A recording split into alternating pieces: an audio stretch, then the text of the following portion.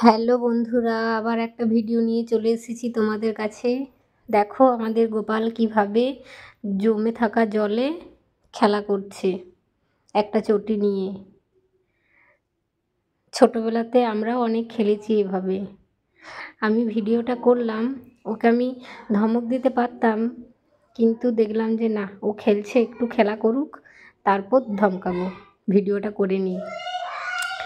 দুটো নারকেল গাছ আমাদের, দুটোতেই ডাব ধরে। দাঁড়াও তোমাদেরকে দেখাই, এটাতে ডাব ধরেছে, এই দেখো ডাব ধরে আছে।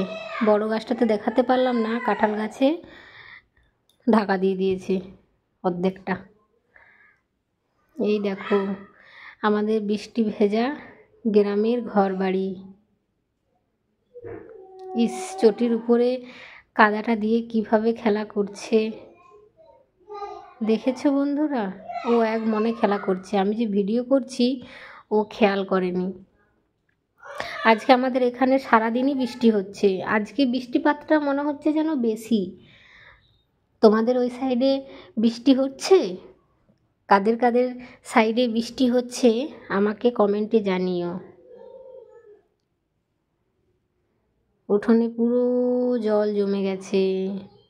এই যে বর্মশাই ওই দিক দিয়ে ছাতা নিয়ে কোথায় গিয়েছিল, নিয়ে এলো, এই দেখো জলটা হিঁচে হিঁচে ফেলে দিচ্ছে।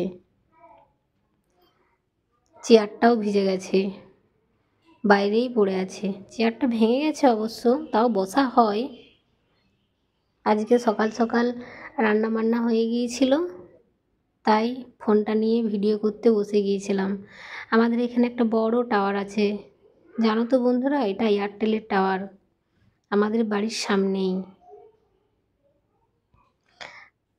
আমার রুম থেকে ভিডিওটা করছিলাম, জানলার সাইডে বসে বসে। বৃষ্টি ভেজা এই জানলার সাইড দিয়ে বসে বসে ভিডিও করতে খুব ভালো লাগে, যেন মনে হয় কোথায় কোনো ভাবনা চিন্তাতে হারিয়ে যায়। খুব সুন্দর লাগে জানলার সাইডে বসে বসে বৃষ্টি দেখতে। তোমাদের কি ভালো লাগে?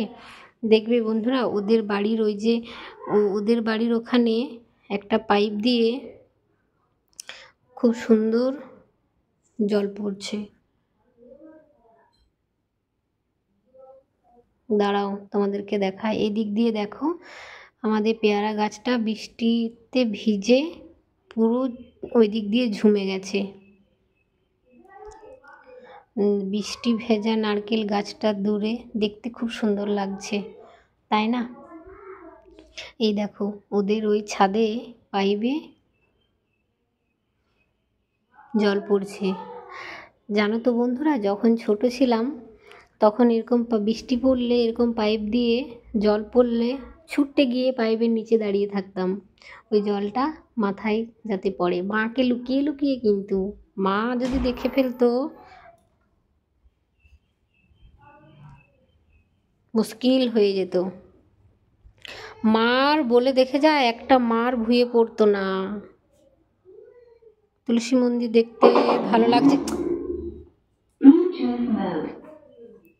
বৃষ্টিতে জামা কাপড় কিচ্ছু শোকায়নি, তাই রুমের মধ্যে খাটের ডান্ডাতে শুকাতে দিয়েছি ফ্যানের হাওয়াতে। আমার রুমের ভিতরে, আমার রুমটা খুব ছোট, জানো তো বন্ধুরা? কীরকম সাজানো হয়েছে কমেন্টে জানিও।